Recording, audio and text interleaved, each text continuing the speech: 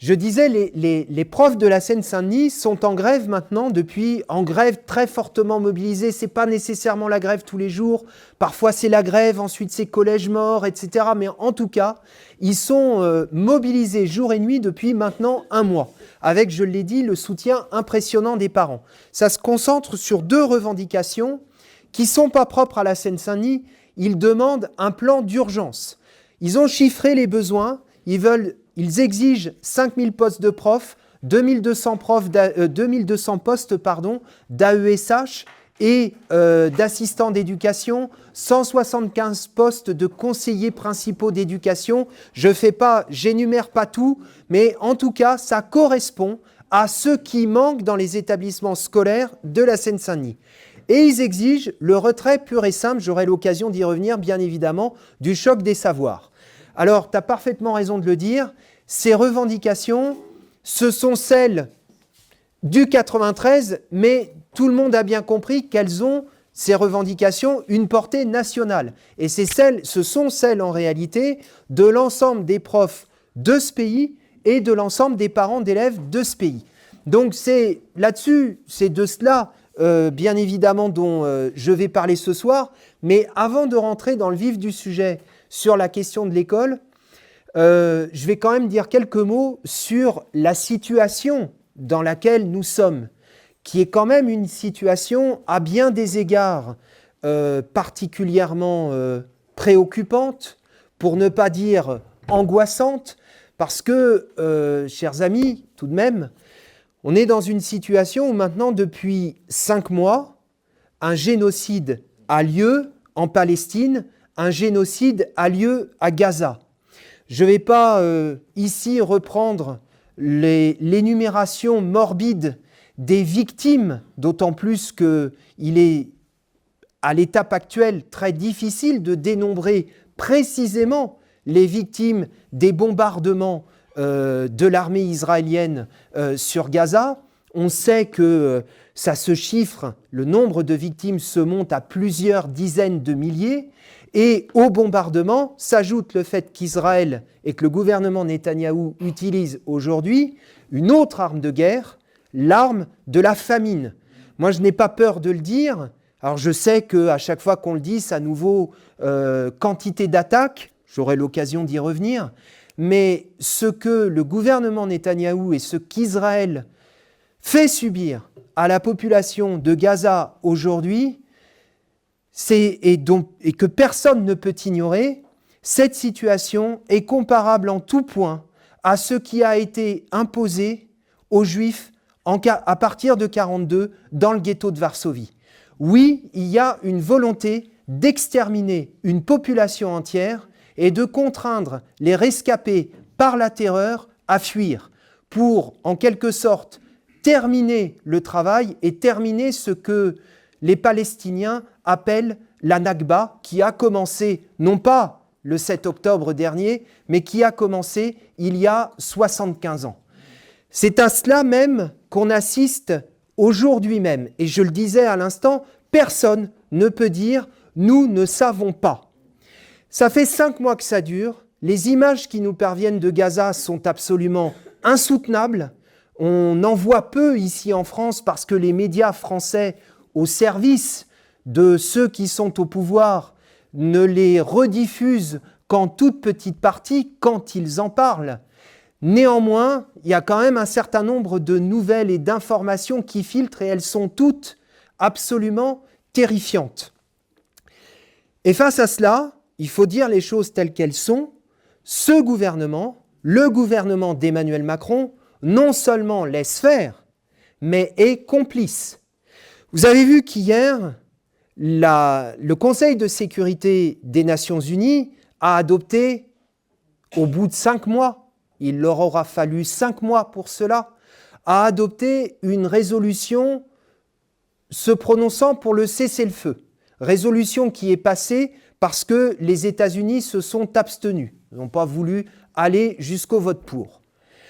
Donc, publiquement, pour la vitrine, j'allais dire, alors on peut d'une certaine manière s'en réjouir, je préfère ça que l'inverse, mais malheureusement, je ne peux pas m'empêcher immédiatement après de dire est de préciser que on ne doit pas avoir beaucoup d'illusions. Malheureusement, il y a fort à parier que cette résolution restera une fois de plus lettre morte.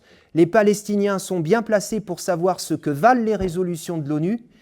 Et tous ces États qui ont voté hier, au bout de 5 mois, une résolution pour le cessez-le-feu à Gaza, eh bien, pour la vitrine, ils votent le cessez-le-feu, mais dans le même temps, que font-ils ?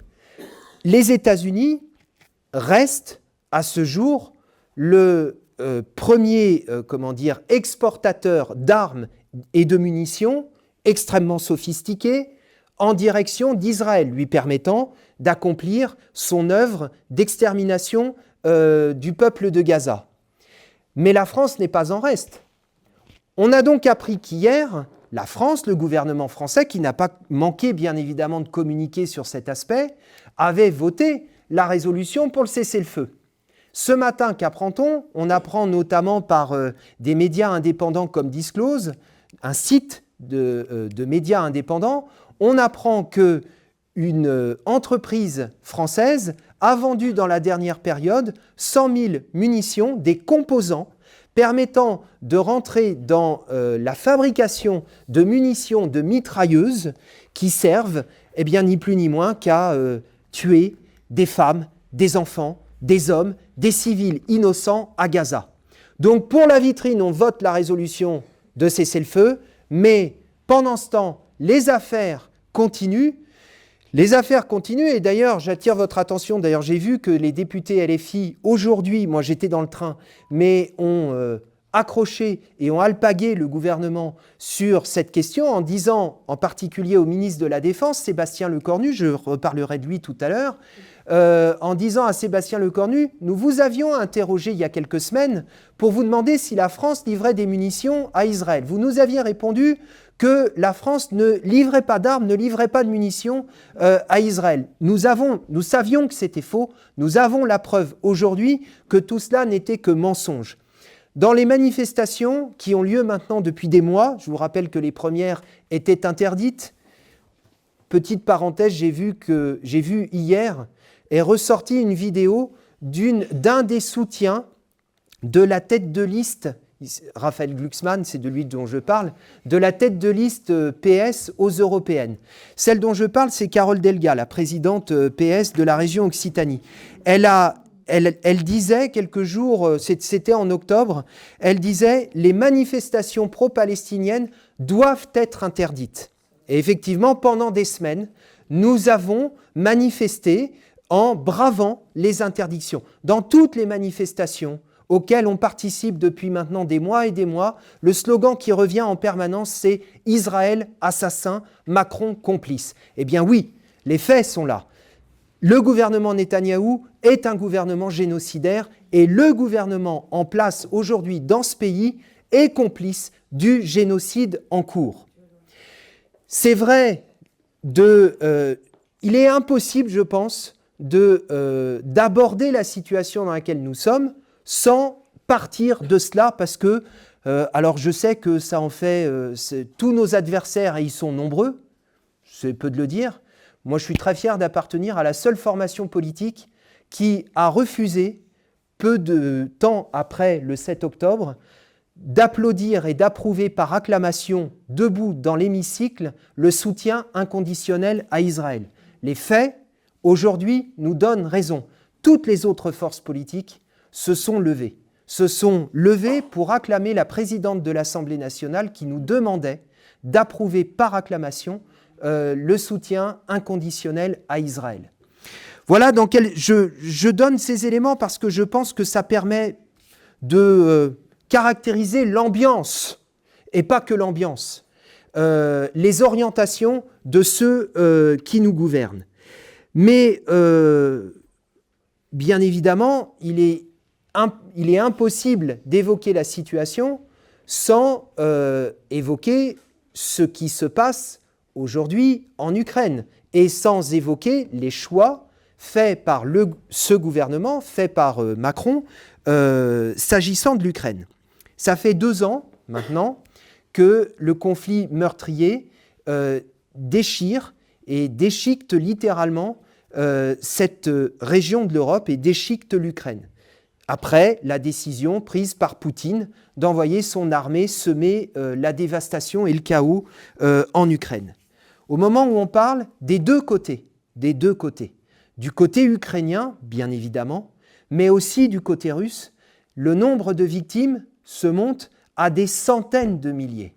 Alors bien évidemment, on pense à ces milliers et ces milliers de victimes, pour la plupart civiles ukrainiennes, et je pense aussi à ces milliers et milliers de victimes russes, et notamment à ces jeunes conscrits russes, ils auraient pu être mes élèves, moi, quand j'étais prof, qui sont envoyés à la boucherie à 18, à 19, à 20 ans, et qui y sont envoyés de force.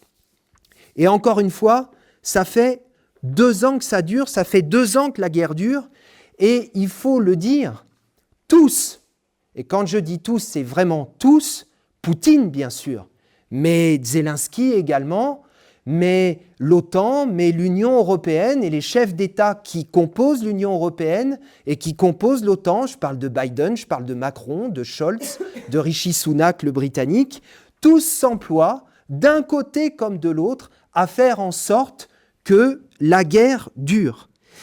Poutine, évidemment, lui, il a intérêt à ce que la guerre continue. J'attire votre attention sur le fait que, contrairement à ce que Bruno Le Maire nous avait annoncé, je vous rappelle que Bruno Le Maire annonce, lorsqu'il met en place les sanctions contre la Russie, il dit « nous allons mettre la Russie à genoux ».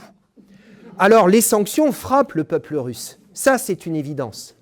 Mais le régime de Poutine, les oligarques russes dont Poutine représente les intérêts, eux, leurs intérêts ont continué à prospérer. Et l'économie russe n'a pas été mise à genoux. La Russie est devenue première exportatrice nette au monde de produits agricoles. Elle est en train de faire main basse sur le contrôle du marché du blé à l'échelle mondiale et sur son acheminement.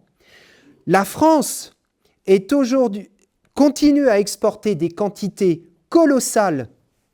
Alors bien évidemment, tout ça c'est en off, mais continue à exporter des quantités colossales de pétrole russe qui avant transitaient par l'Europe, qui aujourd'hui, alors les exportations, quand vous regardez les chiffres, ce sont des exportations de pétrole en provenance de l'Inde.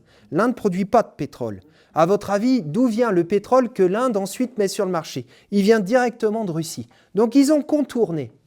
Et donc le régime russe, les oligarques dont ils représentent encore une fois les intérêts, continuent à s'engraisser, continuent à faire leur beurre sur la base de la guerre qui fait rage aujourd'hui en Ukraine et dont le peuple ukrainien et le peuple russe sont les premières victimes. C'est vrai du régime de Poutine, c'est vrai des oligarques russes, mais c'est vrai aussi de l'autre côté. Zelensky, par exemple, a vendu une bonne partie des terres agricoles russes, et l'agriculture, les terres agricoles comptent parmi les premières richesses de l'Ukraine, à des fonds de pension et des fonds d'investissement anglo-saxons et américains. BlackRock, ça nous parle BlackRock. BlackRock était ce fonds d'investissement qui a initié la première réforme des retraites de Macron.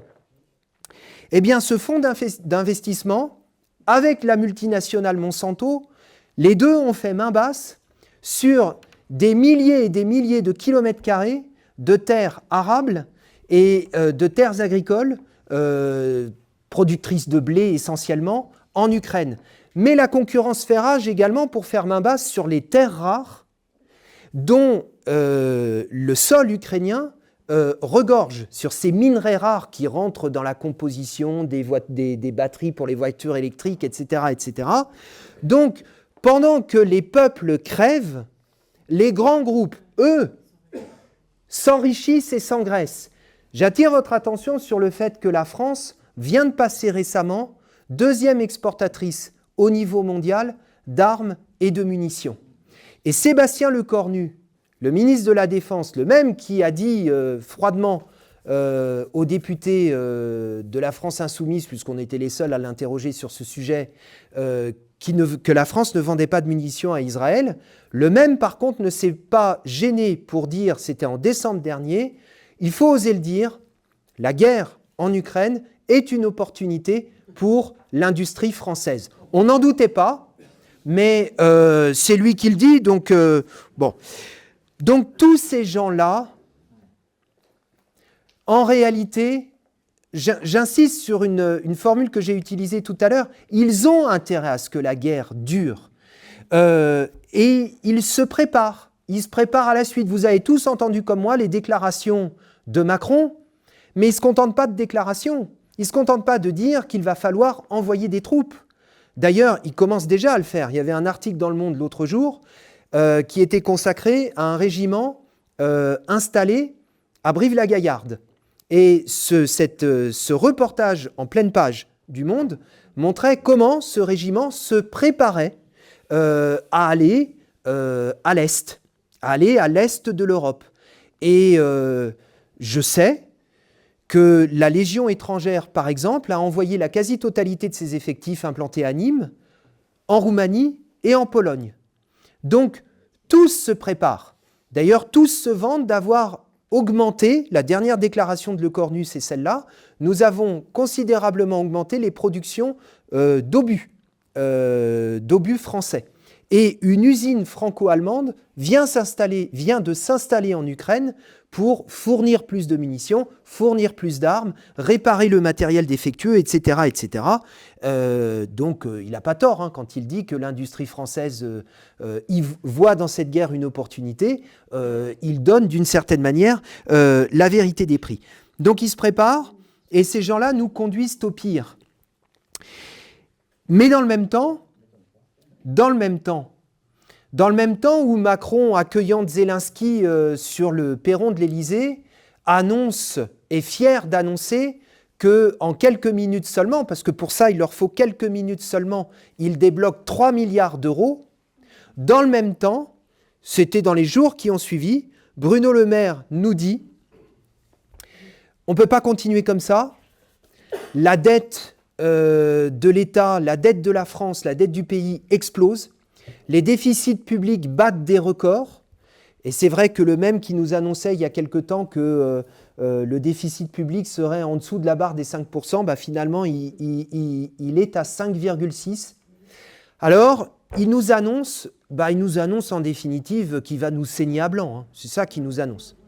On vit déjà partout les conséquences de la rigueur, que ce soit dans des départements comme le mien, ou que ce soit dans des départements ruraux, il n'y a plus un seul service public qui fonctionne. L'hôpital se casse littéralement la gueule, l'école s'effondre. Bon, je fais pas toute la liste parce que vous la connaissez aussi bien que moi. Dans cette situation, le maire nous dit eh bien finalement, il nous faut prendre des décisions d'urgence. Donc ce sera dans les budgets sociaux, dans les budgets de la nation, ce sera très exactement 10 milliards en moins. Alors, moi j'ai trouvé sur un site que je vous recommande d'ailleurs, qui s'appelle Nos services publics, j'ai trouvé quelques chiffres, ce que représentent ces 10 milliards pour l'école et pour l'enseignement supérieur. Donc, décliné secteur par secteur, les 10 milliards en moins dans les budgets annoncés par le maire, ça représente 692 millions en moins pour l'école. Alors 692 millions en moins pour l'école, c'est l'équivalent de 436 écoles qu'on ferme. C'est l'équivalent de 54 collèges qu'on ferme. Et c'est l'équivalent également en plus de 14 000 élèves handicapés qui n'auront pas d'accompagnement. Et dans l'enseignement supérieur, c'est la même somme qui est enlevée des budgets de l'enseignement supérieur, quasiment 700 millions. Ça équivaut à un tiers de cours en moins pour chaque étudiant de licence. Voilà. Mais le maire ne s'arrête pas là.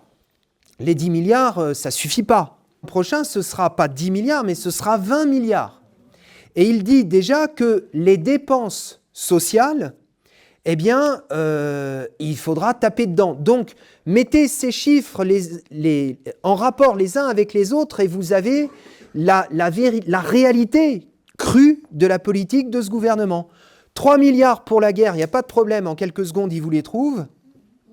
En revanche, et d'ailleurs, y compris pour financer cela, je vous rappelle que les mêmes nous parlent, et ils ne sont pas les seuls.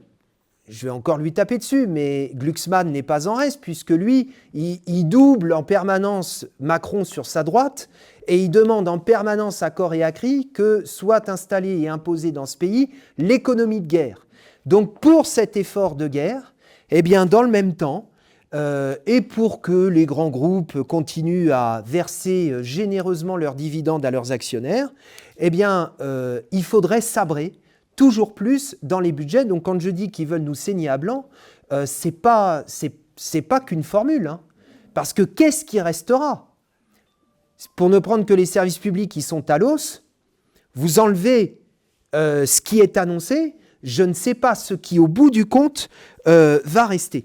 Donc, c'est dans cette situation-là qu'on est très concrètement, et je ne pouvais pas aborder la question de l'école. Ça aurait été la question de l'hôpital, je l'aurais pris d'ailleurs exactement de la même manière. Je pense qu'on ne peut pas aborder aujourd'hui une question, quelle qu'elle soit, sans partir de ce cadre d'ensemble qui donne le cadre de la politique de ce gouvernement.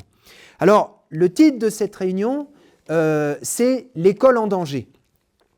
Il est bien trouvé, et j'allais dire, d'une certaine manière, c'est peu de le dire que l'école est en danger, parce que c'est ce que j'ai dit d'ailleurs à l'instant au journaliste qui est venu faire une petite interview juste avant le début de la réunion, de tous les gouvernements de la Ve République, et ils ont tous tapé sur l'école. Vous pouvez tous les prendre, qu'ils soient de droite, qu'ils soient de gauche, ils s'y sont tous mis. On se les a tous pris en pleine poire, systématiquement. De tous les gouvernements de la Ve République, ce gouvernement est de loin celui qui sera allé le plus loin dans sa politique de destruction de l'école. Les autres, je l'ai dit, avaient bien mis la main à la pâte, vraiment, mais ce à quoi on assiste en ce moment, c'est au passage à un autre système en définitive. C'est un véritable basculement qu'on est en train d'assister. Parce que si on repart du premier quinquennat de Macron, l'une des premières choses que fait Macron en matière scolaire, et ça en soi c'est déjà un basculement, c'est de remettre en cause le bac national et de mettre en place Parcoursup. Moi, Parcoursup, même encore des années après, et pourtant je ne suis pas directement touché, je ne suis pas directement concerné, mais enfin quand même, comme ancien prof, qui a eu des élèves de première, des élèves de terminale, qui les a préparés au bac, encore aujourd'hui, Parcoursup, ça me rend malade. On a connu, ma génération, la génération précédente, a connu une situation qui a été arrachée de haute lutte, parce qu'on dit parfois, on parle parfois de démocratisation de l'école. Cette démocratisation de l'école, c'est le produit de la lutte de la classe ouvrière et du mouvement ouvrier. On a connu une situation où un bachelier, parce qu'il était bachelier, donc détenteur du premier grade universitaire, avait le droit de s'inscrire dans la formation de son choix dans l'enseignement supérieur. Moi, je peux en parler. J'ai passé un bac littéraire. J'ai rempli un dossier pour rentrer à la fac. C'était à Rennes, puisque j'étais rennais, en lettres. Eh bien, les amphis de lettres débordaient. C'est vrai qu'il y avait, pas assez de place pour tout le monde, et pourtant on était tous pris. Alors, ce n'était pas une situation qui était satisfaisante, parce que justement, dans les amphis, on s'entassait. Il n'en reste pas moins que tous ceux qui avaient demandé leur bac en poche à pouvoir rentrer dans cette fac, mais c'était vrai de la fac de lettres, c'était vrai de la fac de philo, c'était vrai des facs de sciences, c'était vrai de toutes les facs. tous les étudiants, tous les bacheliers qui demandaient à rentrer à la fac dans une formation donnée, ils y accédaient. Encore une fois, les conditions n'étaient pas satisfaisantes. Elles le sont encore moins maintenant, hein. Mais on y entrait, on y avait accès. Ils ont mis fin à ça. Ils ont mis fin à ce que ma génération et la génération précédente avaient connu. Et ça, c'est un premier basculement qui est absolument intolérable. Et c'est très concret. Chaque année, ce sont des dizaines et des dizaines de milliers. Alors, tous les chiffres du ministère sont pipotés. C'est même pas la peine de se fatiguer, ils sont tous faux. Tous les chiffres officiels mis en ligne sur le site du ministère sont intégralement faux. Parce que si vous additionnez le nombre de bacheliers qui renoncent à candidater sur la plateforme Parcoursup, rien que pour candidater sur cette plateforme, c'est la croix et la bannière, c'est à se taper la tête contre les murs tellement c'est une usine à gaz. Si vous additionnez le nombre de bacheliers qui renoncent, ceux qui se voient affectés dans une formation qu'ils n'ont pas demandée et qui en cours de route disent « c'est pas fait pour moi, du coup je renonce ». Ceux qui, bon an mal an, prennent quand même la formation qu'on leur impose, qui n'ont pas demandé, mais qui font au mieux une année, et ceux qui tout simplement se font blackbouler, ce sont chaque année des dizaines et des dizaines de milliers de bacheliers qui se retrouvent purement et simplement éjectés de l'enseignement supérieur, se retrouvent éjectés du système. Donc ça a été le premier basculement. Et il est absolument intolérable, et c'est la raison pour laquelle fait partie intégrante de notre programme l'exigence d'abrogation de Parcoursup et de retour au bac national garantissant le droit pour chaque bachelier à intégrer la formation de son choix dans l'enseignement supérieur. Parce que leur objectif, c'est quoi?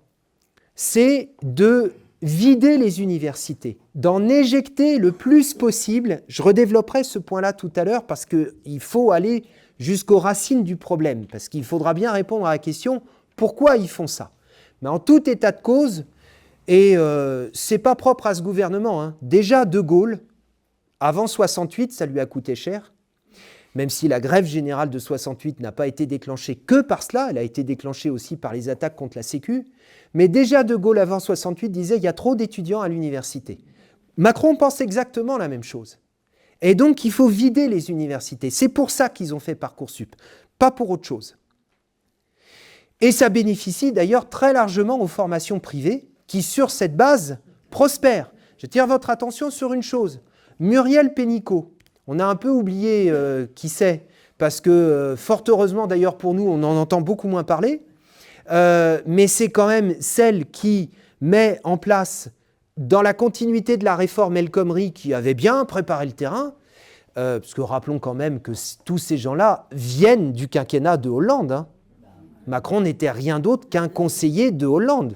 C'est lui qui l'a porté sur les fonds baptismaux. Ça lui vaut d'ailleurs notre mépris et notre dégoût et notre haine à tout jamais. Donc tous ces gens-là viennent de là. Pénicaud, qu'est-ce qu'elle fait? Elle prend la suite. Elle met en place la loi travail. Elle finit le boulot, ou en tout cas elle continue à avancer. Ils veulent remettre ça au deuxième semestre de 2024 d'ailleurs. Et puis ensuite, à la faveur d'un remaniement, on lui dit au revoir et merci, continue tes affaires, continue ton business ailleurs. Eh bien, dans quoi est-ce qu'elle s'est recasée? Elle s'est recasée dans une boîte qui s'appelle Galileo. Galileo, c'est une boîte de formation privée qui aujourd'hui qui réalise plusieurs milliards d'euros de bénéfices et qu'il réalise en particulier dans l'enseignement supérieur, sur la base justement de la destruction de l'université publique. Voilà. Ces gens-là savent ce qu'ils font, hein. Ils ont un projet très très cohérent. Ce projet cohérent, il a pris également la forme, c'est la deuxième chose qu'ils ont faite, de la destruction de l'enseignement professionnel. L'enseignement professionnel, ça aussi c'est une conquête de la classe ouvrière, c'est une conquête du mouvement ouvrier. La classe ouvrière s'est battue, les travailleurs de ce pays et les syndicats de ce pays se sont battus comme des chiens pour arracher les jeunes à la tutelle des patrons. Eh bien, l'un des premiers gestes, l'une des premières réformes mise sur les rails par le gouvernement de Macron et qu'il entend mener jusqu'au bout aujourd'hui, c'est précisément de revenir là-dessus. Les lycées professionnels ferment les uns après les autres. Quand ils ne ferment pas purement et simplement, ce sont des sections entières qui sont supprimées. Moi, j'étais sidéré, par exemple, d'entendre il y a quelque temps, à l'occasion d'une audition qui avait eu lieu à l'Assemblée nationale, audition de syndicalistes. Ça fait partie des rares auditions qui, à l'Assemblée, sont vraiment intéressantes, parce que sinon, c'est de la langue de bois. Les macronistes, les députés macronistes, ce jour-là, s'étaient fait écharper, à juste titre. Un député macroniste finit par s'énerver parce qu'il en a marre de s'en prendre plein la tête par les syndicalistes des lycées professionnels qui lui expliquaient en long, en large et en travers que leur réforme signifiait en réalité la mise à mort de l'enseignement professionnel. Il cherche à se défendre. Et il y a une enseignante, syndicaliste, CGT je crois, qui militait et qui enseignait dans l'Est de la France, qui enseignait en Lorraine. On sait, même si la sidérurgie en Lorraine a pris de sérieux coups dans l'aile, parmi les premiers employeurs dans l'industrie en Lorraine, c'est la sidérurgie. Elle dit, mais monsieur le député, pour votre gouverne, vous savez l'importance et le poids de la sidérurgie encore en Lorraine. Eh bien, je vous le donne en mille, désolé pour vous, hein, mais les formations de chaudronnerie et en sidérurgie ont purement et simplement disparu de la carte des formations dans ma région. Cherchez l'erreur. Bon, après, il n'a pas demandé son reste et je crois d'ailleurs qu'il s'est barré. Mais ça, c'est la vérité des prix. C'est très exactement ce qu'ils font. Et pourquoi le font-ils ? Dans le même temps, ils promeuvent l'apprentissage qu'ils souhaitent généraliser. Il y a 20 ans, il y avait un peu moins de 400 000 apprentis dans ce pays. Il y en a aujourd'hui près d'1 million. À chaque fois que la promotion de l'apprentissage était faite, et c'est particulièrement vrai de ce gouvernement, était mise en avant la nécessité de combattre le chômage des jeunes. Et c'était présenté comme un moyen infaillible, ou un bon moyen, en tout cas, de lutter contre le chômage des jeunes. Donc je rappelle les chiffres, moins de 400 000 apprentis il y a 20 ans, aujourd'hui près d'1 million. Le nombre de jeunes chômeurs comptabilisés dans les statistiques officielles, sur lesquelles il y aurait beaucoup de choses à redire, de chômeurs de moins de 25 ans, sur la même période, donc dans les 20 dernières années, a baissé, la baisse se monte entre 20 et 30 000. Donc cherchez l'erreur. Donc il ne s'agit pas en réalité de baisser le chômage des jeunes. Alors de quoi il s'agit ? Les apprentis, pour les patrons, c'est tout bénef. Un apprenti ne coûte rien à un patron. L'apprentissage est intégralement payé par l'État. C'est une main-d'œuvre gratuite, exonérée de cotisations sociales et corvéable à merci. C'est ça qu'ils veulent généraliser. Donc quand je dis qu'ils veulent vider l'école, ce n'est pas simplement vrai de l'enseignement supérieur, c'est vrai à tous les niveaux. Et on en arrive du coup au plan qu'ils mettent aujourd'hui sur la table et qui, à juste titre, suscite l'indignation dès qu'ils en prennent connaissance des parents d'élèves, des profs bien sûr, mais aussi des parents d'élèves. Je veux parler bien sûr du choc des savoirs. Il y a une formule avec ces fameux groupes de niveau. Je suis tombé l'autre jour sur un article qui montre que, parce qu'on a les chiffres, pas que les groupes de niveau, le choc des savoirs s'accompagne d'un plan de réduction drastique des moyens. Les budgets sont partout amputés de milliers de postes, hein, en réalité. Et les groupes de niveau, ce seront des groupes de niveau, donc pour l'année, vous allez vous cogner, qui une classe de moyens, qui une classe d'élèves très faibles, etc., etc. On enferme les gamins sur la base d'évaluations de début d'année sur lesquelles il y aurait énormément de choses à dire, mais ce n'est pas mon propos ici. On enferme les gamins dans des carcans. À juste titre, il y a une formule qui a eu beaucoup de succès. Beaucoup parlent et moi y compris je le reprends à mon compte, d'école du tri, de la sélection, de la ségrégation sociale, c'est bien évidemment de cela dont il s'agit, mais pour vous faire comprendre très exactement de quoi il est question, je vais prendre juste un exemple. C'est la question des prépas lycées. Et on va revenir à la question de l'apprentissage. Gabriel Attal, au passage, Gabriel Attal, sa première mission sous le premier quinquennat de Macron, c'était d'être le rapporteur à l'Assemblée de Parcoursup. C'est lui qui, à l'Assemblée, a défendu ce projet. Et c'est lui qui, ensuite, s'est vu confier pour son premier portefeuille, pour son premier poste de ministre, s'est vu confier la mise en place du SNU. Donc il répond à un certain... Bon, il a un certain pédigré, le garçon. Gabriel Attal, il annonce que le taux de réussite au brevet des collèges, cette année, va baisser dans des proportions très importantes. Et vous savez que tous les élèves de 3e qui n'auront pas eu leur brevet ne pourront pas accéder au lycée. Vous me direz, bah, après tout, s'ils n'ont pas le niveau, ça peut se comprendre, etc., etc. Oui, mais écoutez bien. Tous les élèves de 3e qui n'auront pas eu le brevet ne pourront pas accéder au lycée. Ils se verront contraints de suivre ce qu'on appelle une prépa lycée, une classe préparatoire au lycée ou une prépa seconde. Mais, et c'est là que le diable vient se loger ou se nicher dans les détails, tous ceux qui choisiraient l'apprentissage se verront exemptés de cette prépa seconde. Donc, on va pousser des milliers et des milliers de jeunes qui n'auront pas eu le brevet.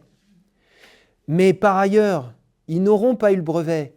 Mais si vous prenez par exemple la Seine-Saint-Denis, où donc je suis élu, sur la totalité de sa scolarité, un élève perd en moyenne 18 mois, je dis bien 18 mois de cours, parce que les profs absents ne sont pas remplacés. Mais ce n'est pas propre à la Seine-Saint-Denis ce que je vous dis là. L'autre jour, j'étais dans la Creuse, les postes de remplaçants destinés à remplacer les profs quand ils sont malades, quand une prof est en congé maternité, etc. Eh bien, ces profs remplaçants, le jour de la rentrée, ils étaient déjà tous utilisés. Il n'y en avait pas un en réserve. Donc évidemment qu'au bout d'un certain temps, vous vous retrouvez avec 18 mois de cours en moins sur votre scolarité. Quand vous ajoutez à ça la destruction des programmes, parce que, bon, il en reste plus lourd quand même dans les programmes, ah bah oui, forcément, ça laisse des traces.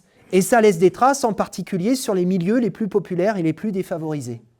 Et donc tous ces gamins qui n'auront pas réussi à avoir leur brevet, eh bien, hop, on les enverra travailler gratos chez le taulier. Et on revient donc à une situation que les générations précédentes, à juste titre, ont combattu. C'est ça qu'ils sont en train de faire. Et quand je dis qu'ils veulent vider l'école, oui, c'est ça leur programme. Alors pourquoi est-ce qu'ils veulent vider l'école ? Moi, il y a un point sur lequel je voudrais insister. Il n'y a pas besoin d'être long pour ça. Je pense, je suis convaincu même, que ce gouvernement qui représente les intérêts des sommets du capital financier, ce gouvernement, pour lui, ce pays n'a plus besoin d'une main-d'œuvre qualifiée. C'est ça le fond de l'histoire. Bien sûr, il y aura toujours besoin dans des secteurs de pointe d'une main-d'œuvre très spécialisée et très qualifiée, qui pourra d'ailleurs aller se former dans le privé, parce que dans le même temps, le privé, j'y insiste, se développe considérablement. À Paris, hein, à la rentrée prochaine, à la rentrée dernière, pardon, en septembre 2023, 50% des élèves parisiens, et Paris n'est pas la ville la plus, défavorisée, 50% des élèves étaient scolarisés dans le privé. Quand même. Ils ont trouvé une ministre, c'était Oudéa Castéra. Je ferme la parenthèse. Mais je donne un seul exemple. Moi, je donne deux exemples, pardon. Dans le département où je suis élu, et en particulier dans ma circonscription, le premier employeur, c'est quoi ? C'est les plateformes Uber. Et des emplois ubérisés, ce n'est pas des emplois qualifiés. Mais je vous rappelle les connexions qu'il y a très étroites, qu'il y a entre Macron et Uber, et à quel point Macron a favorisé cette boîte. Avant, j'étais enseignant en Picardie, dans l'Oise. Il y a une petite ville tout près de chez moi qui s'appelle Senlis. Autour, il y avait des usines qui ont toutes disparu. Elles ont été remplacées par quoi? Par des plateformes logistiques qui bossent pour Amazon. Sur des kilomètres et des kilomètres, vous avez des entrepôts qui se sont construits où ces nouveaux esclaves modernes bossent parce qu'ils sont payés à coups de pied dans le ventre. Ce n'est pas tout à fait des esclaves, vous m'avez compris, mais vous voyez très bien de quoi je veux parler.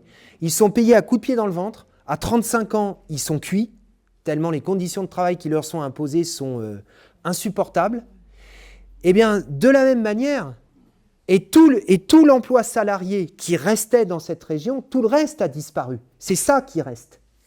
Eh bien, pour ça, il n'y a pas besoin de diplôme.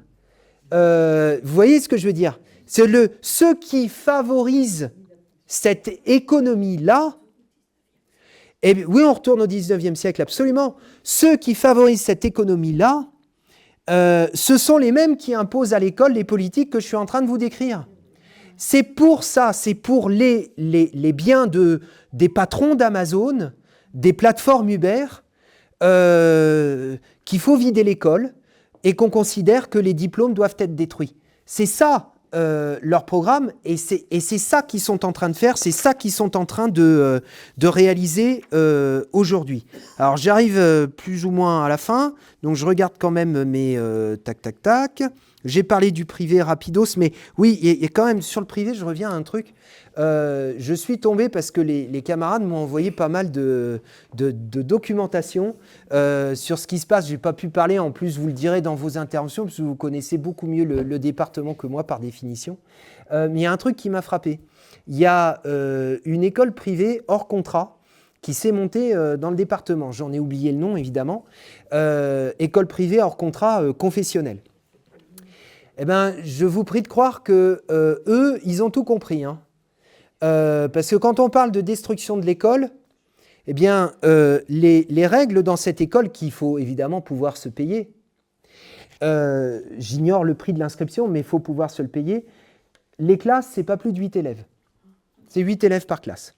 Ça fait rêver. Hein. Et puis, il y a les programmes.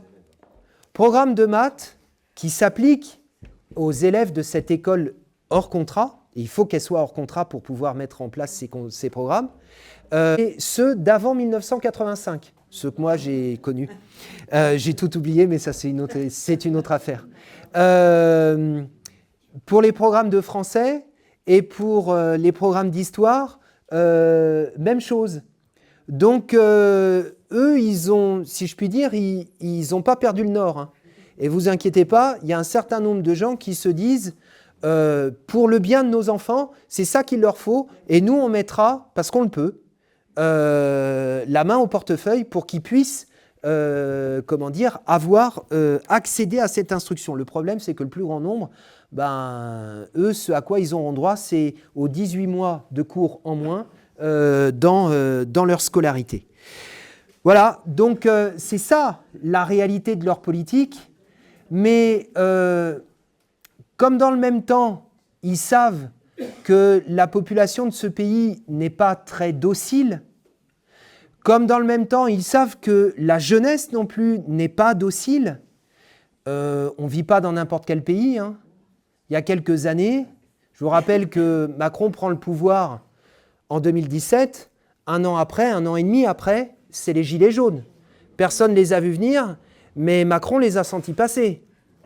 Et ça imprègne toujours l'état d'esprit dans ce pays. Il y a eu ensuite une première grève très dure contre la première réforme des retraites. Il y a eu 6 mois de bataille de chiens contre la deuxième réforme des retraites qu'il a fait passer à coup de 49.3 et à coup de répression. Encore une fois, on n'est pas dans un pays docile et la jeunesse de ce pays n'est pas docile. Et ça, ils le savent. Ils savent que la marque de la situation dans ce pays, c'est un refus dominant et un refus grandissant. qui va chaque jour en s'approfondissant et en s'amplifiant un peu plus. Alors il faut mettre au pas, par tous les moyens possibles et imaginables. J'ai commencé par la question de la guerre. Si vous écoutez les médias aujourd'hui, excusez-moi, mais l'ambiance et le climat général aujourd'hui, c'est quand même silence dans les rangs, pas une tête ne doit dépasser. Hein. Je suis tombé il y a quelques jours sur une émission de Public Sénat, qui est pourtant une chaîne plutôt modérée et nuancée habituellement. Qu'est-ce qu'on n'a pas pris? Je parle de la France insoumise. Il y avait une éditorialiste de Libé qui était invitée. Alors elle dit, comme ça, hein, mais c'est le refrain qu'on entend quasiment tous les jours. LFI se prétend le parti de la paix. En réalité, c'est le parti de la défaite et de la capitulation devant Poutine. Attention, hein. La première réaction, c'est de rire. Mais à un moment donné, tout ça commence par prendre des proportions qui sont quand même un peu inquiétantes. Dans le même temps, par rapport à la question de Gaza, on se fait traiter tous les 4 matins d'antisémites et d'apologues du terrorisme. Et ça n'arrête pas. Ils savent très bien que c'est faux, mais ça n'arrête pas. Donc il faut par tous les moyens tenter de normaliser et de mettre au pas. Et en premier lieu, la jeunesse. Et c'est ça la fonction du SNU. C'est ça la fonction du service national universel. C'est ça la fonction de l'uniforme. L'école, pardon de l'expression, l'école crève la gueule ouverte. Pour ne prendre que mon département, il faudrait 358 millions pour remettre les écoles vraiment en état de marche. L'uniforme à l'école, c'est 2,4 milliards. Le 2,1 milliards, pardon. Le SNU, c'est 2,4 milliards. Supprimez-les et puis vous réglez déjà, supprimez ces 2 mesures et vous avez déjà réglé un certain nombre de problèmes. Non, ils ne veulent pas y renoncer. Ils ne veulent pas y renoncer. Pour une raison simple, c'est qu'il faut mettre au pas, c'est qu'il faut militariser la jeunesse. Et puis je disais tout à l'heure, ils se préparent. Parmi les coupures de presse qu'on m'a envoyées pour cette réunion, j'ai vu notamment un article qui est consacré à ces classes défense qui existent un peu partout, mais qui existent notamment dans le département. L'officier qui est interrogé et dont il relate les propos qu'il tient devant les jeunes à l'occasion des 15 jours qu'ils accomplissent pour le SNU, il est clair comme de l'eau de roche son discours. Hein. Il dit pour un certain nombre d'entre vous, votre avenir, c'est l'armée. C'est aussi simple que ça. Quand on est allé dans la Creuse, je désigne Mathieu parce qu'il était avec moi, quand on est allé dans la Creuse il y a 15 jours, plusieurs personnes dans le débat qui a eu lieu après, dans la réunion publique évoquaient de manière particulièrement indignée ce qui s'était passé la veille. La veille, il y avait un régiment, je ne sais plus lequel, peu importe, qui avait paradé sur la place centrale de Guéret, et les écoles avaient été conviées à assister à ce spectacle.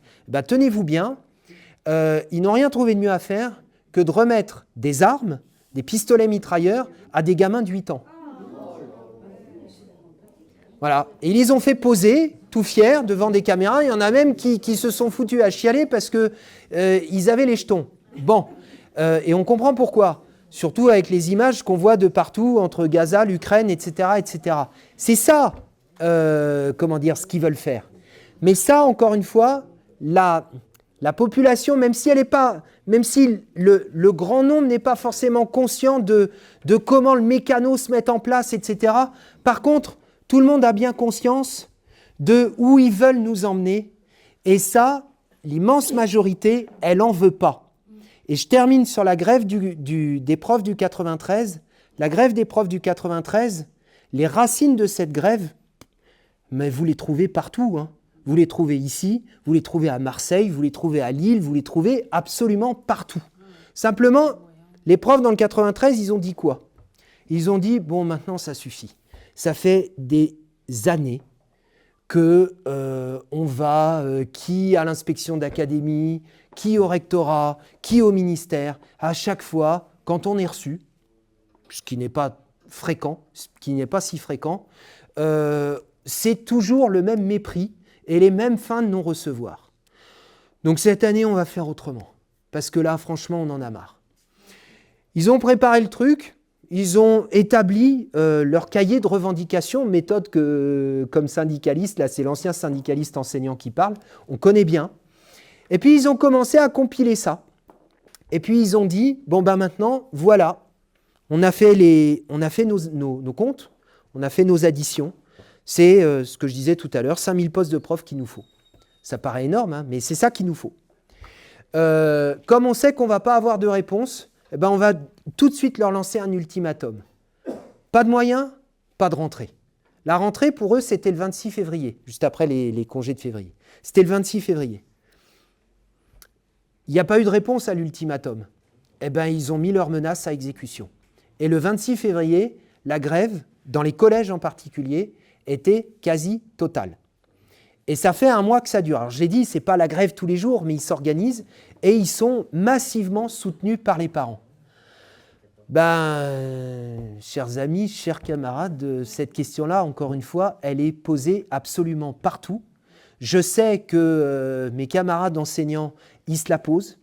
J'ai vu, alors on peut estimer que la date qui est annoncée est un peu tardive. Moi-même, je la trouve un peu tardive, puisque dans la zone dans laquelle travaillent les profs de la Seine-Saint-Denis, les vacances de Pâques commenceront le 5 au soir. Mais il y a un appel à faire grève le 2 qui intègre, pour une fois, la question de la reconduction, la question des assemblées générales et de la décision que doivent prendre les assemblées générales. Cet appel sera-t-il suivi d'effet ?